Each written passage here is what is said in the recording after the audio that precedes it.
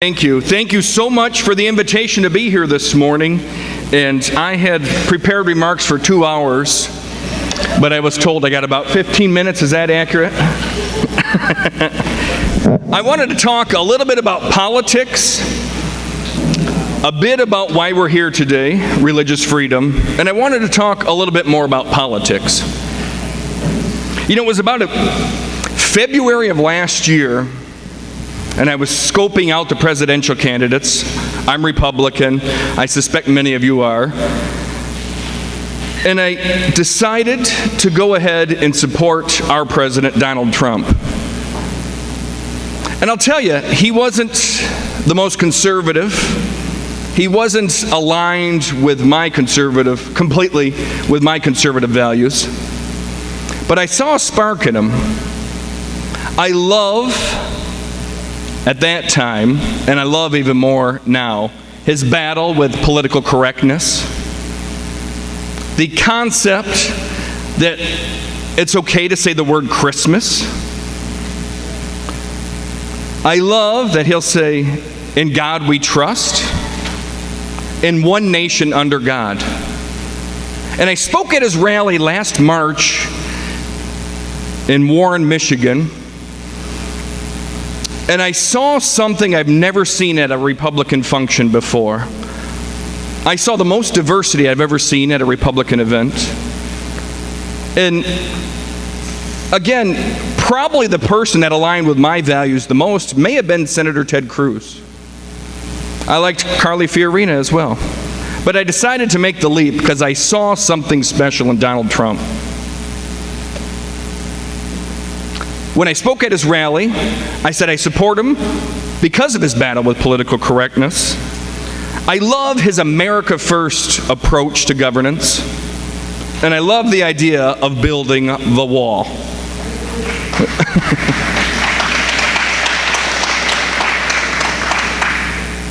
But I'll be honest, I was thrashed upon by our local Republicans. Many of them were supporting Ted Cruz or other candidates. But one by one, those candidates disappeared from the scenario. And Donald Trump became our nominee. And I was honored to be a delegate to the National Convention in Cleveland. Never expected to be a delegate. I was a Trump delegate, and I was even more honored to become a member of the platform committee, which is one heck of a process. I never expected that was going to happen ever in my life. It was an honor, and it's given me goosebumps as I'm talking about it today. And when we met to work on the platform for the Republican National Committee, we incorporated many, many wonderful conservative concepts. But what we're here to talk about today is religious freedom. And let me just give you a few clips of what we incorporated into our national platform. And I'm reading, quote, "We pledge to defend the religious beliefs and rights of conscience of all Americans and to safeguard religious institutions against government control." Here's another component of our Republican National Platform. "We value the rights of America's religious leaders to preach and Americans to speak freely according to their faith. Republicans believe the federal government, specifically the IRS, is constitutionally prohibited from policing or censoring speech based on religious convictions or beliefs, and therefore we urge the repeal of the Johnson Amendment. We pledge to defend the religious beliefs and the rights of conscience of all Americans and to safeguard religious institutions against government control." Here's another component. "We endorse the First Amendment Defense Act, Republican legislation in the House and Senate, which will bar government discrimination against individuals and businesses for acting on the belief that marriage is the union of a man and a woman.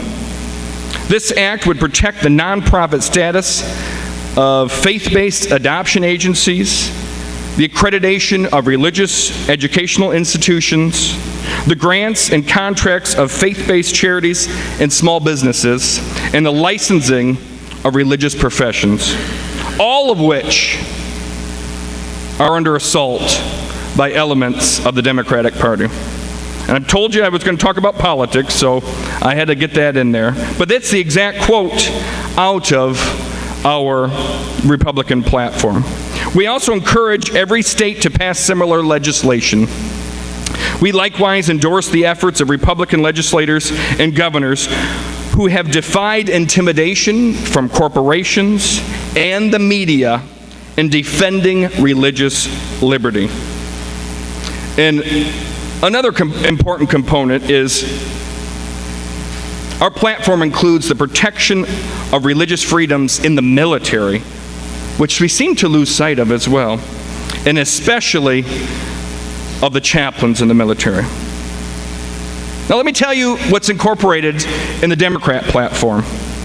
And this is a verbatim quote.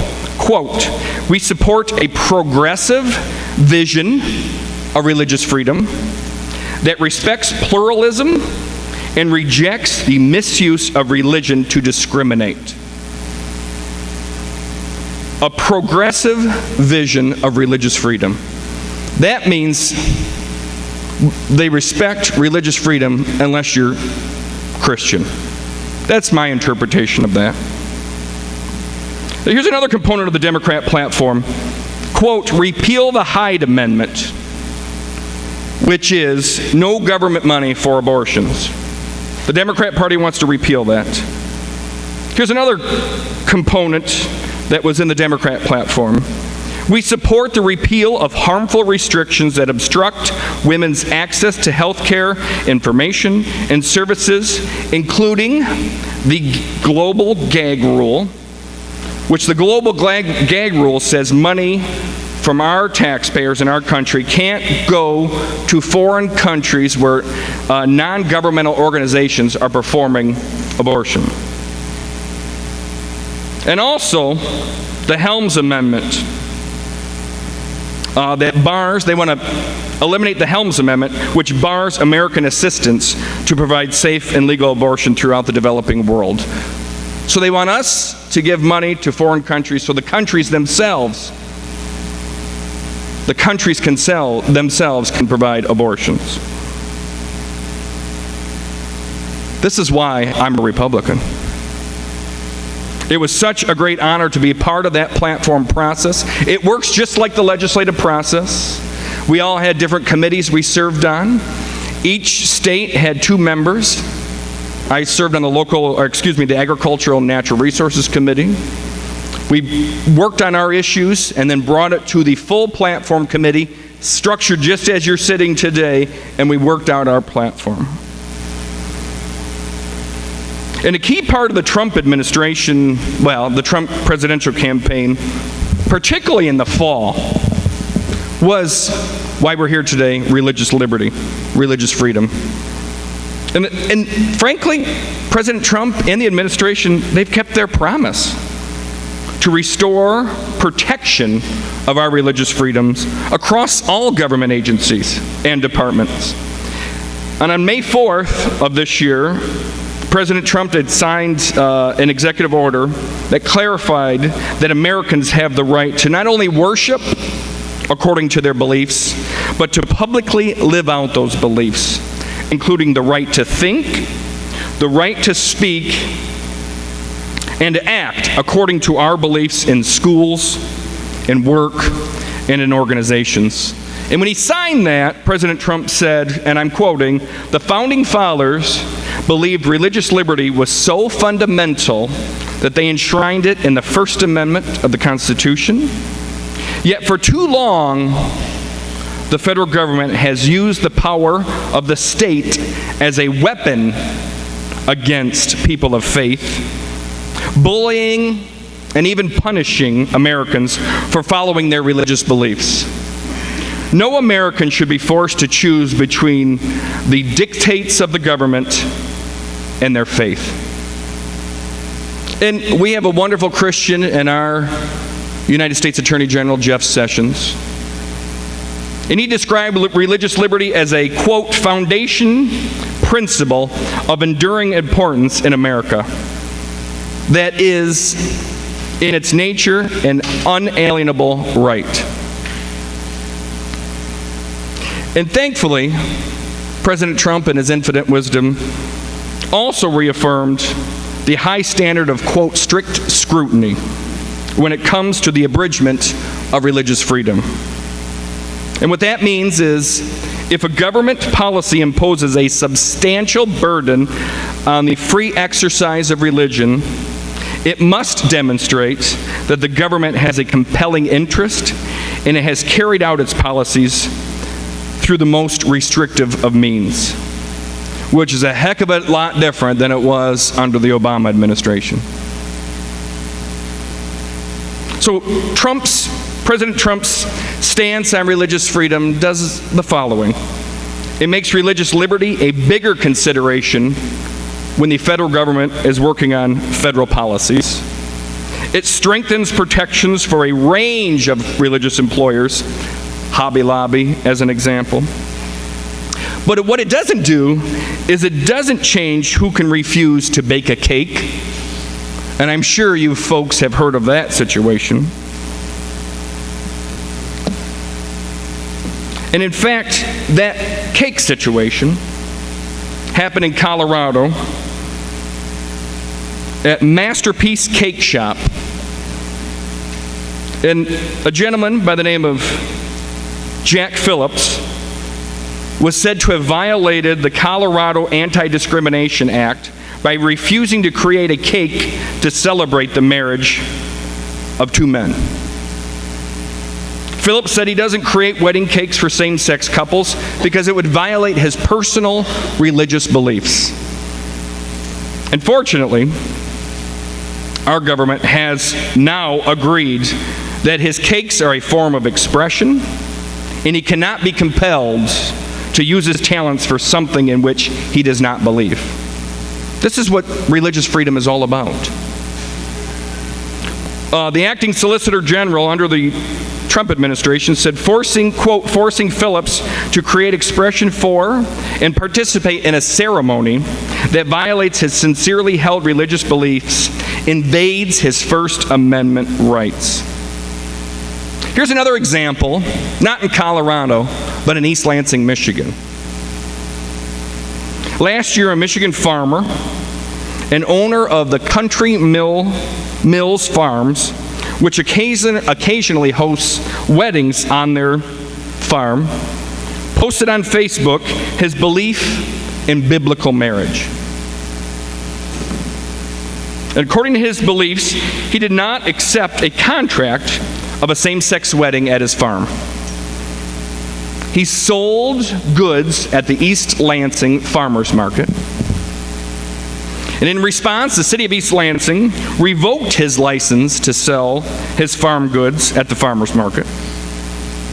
The post was made in August of 2016 on his Facebook page, and the city of East Lansing then took several actions to drive him completely out of the market. First, they notified him that they did not want Country Mills Farms at the next scheduled market. They then suggested that there would be protests if he showed up. When Mr. Tennis did show up at the market, despite the city's opposition to him, not one person protested. Not one. When their message to not return was not heeded by the Country Mills Farms, the city did not invite him back to participate in the market during the open enrollment period, unlike his first 6 years of selling goods there. The city administration also changed the application process for his farm, making them jump through additional hoops to obtain his permit to sell at the farmer's market. And since Country Mills Farms had not violated the law, the city officials quickly adopted new policies for vendors to extend the city's human relations ordinance to expel him completely from participation in their farmers market. And the notice of this expulsion included a copy of his personal Facebook posts discussing his religious beliefs as evidence The city claimed the Facebook post, quote, outlines a business practice that's in violation of the city's ordinances. And the post announced that the farm would continue to schedule weddings at their venue while reserving to deny a request to violate their Catholic beliefs. There was never a denial of anyone served at the City of East Lansing Farmers Market ever. And Mr. Tennis filed a federal lawsuit seeking an injunction against the city's discriminatory practices. The court awarded damages to Mr. Tennis, the farm owner. Country Mills Farms returned to the East Lansing Farmers Market just a few weeks ago, 2 days after a federal judge ruled that the farm could do so. So thank God to him. You can clap for that.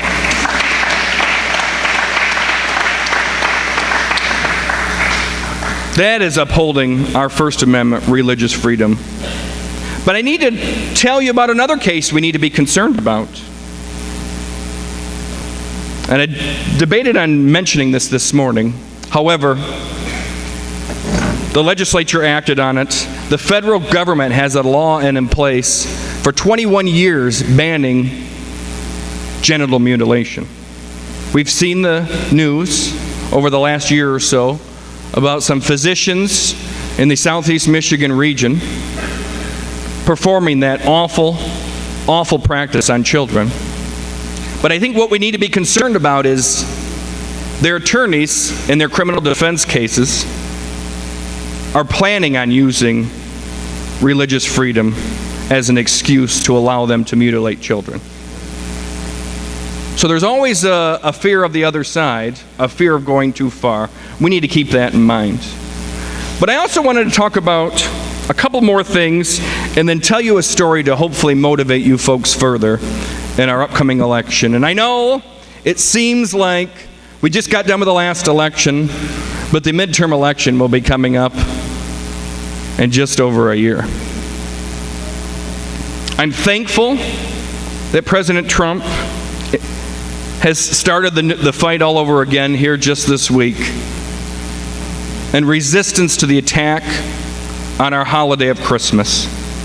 We're going to see him ramp up his rhetoric on that. And I saw a meme here about a month ago, and I don't usually quote memes, but it was a good one, and it was Jesus Christ carrying luggage. And what the meme said was, Obama kicked me out, and Trump invited me back.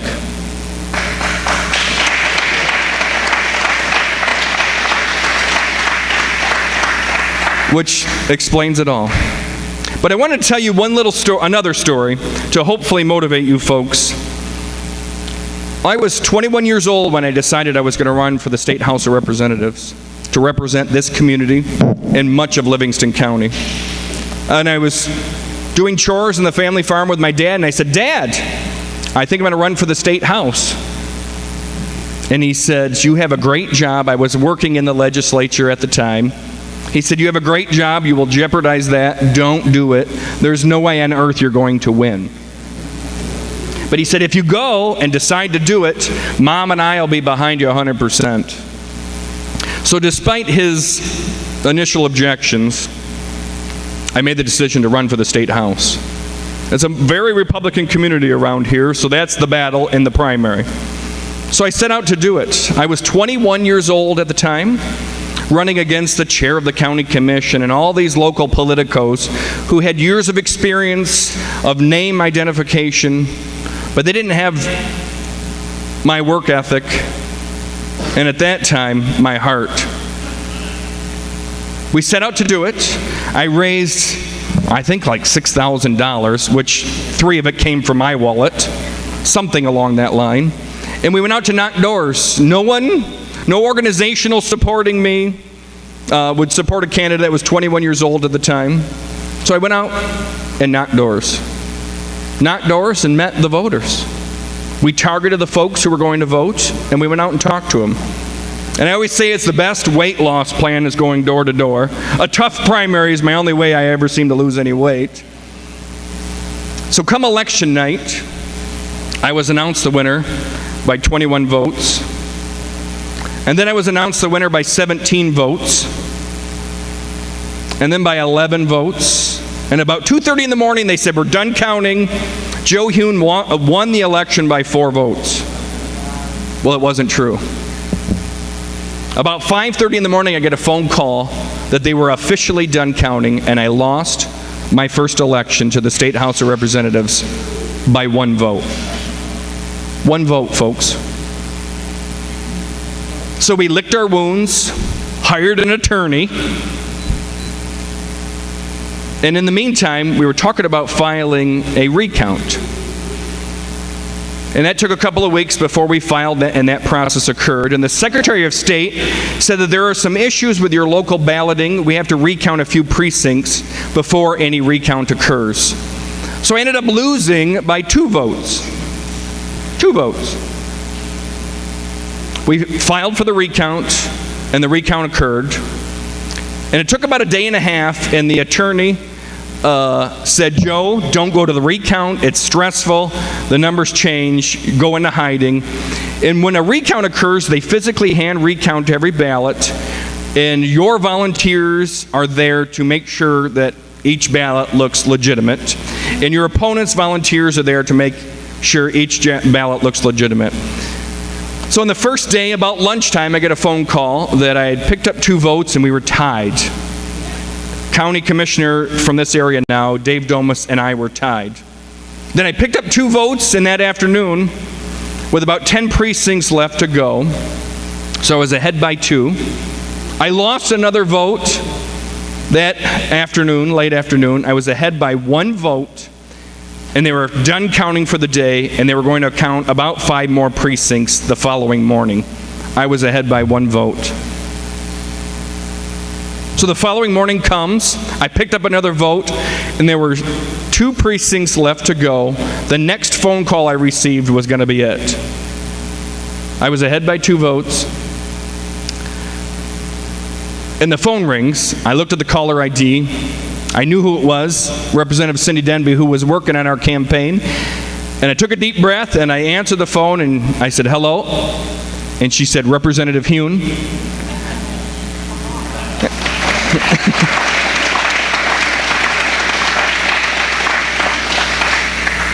I said, is it over? And she said, yeah, you've won by 2 votes. We've got issues to work out, but come on down. So I won my first election after a recount by 2 votes. And I tell you that story because I hope it drives home that every vote truly does matter, and that every person you talk to about politics, about religious freedom, about other issues that you're concerned about, every person you talk to, it can impact them. Turn off the fake news. Pray for our country. And before I depart, I have to introduce a couple of folks. My wife in the back, you saw us come in, and our little boy Alex. Oh, he's waving. It's an honor to share the stage with Congressman Gomer and my good friend. Oh, clap for that.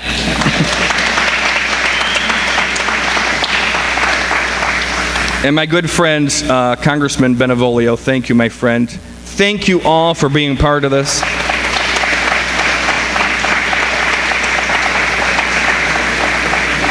And thank you to Mr. Toma for the invitation, and God bless.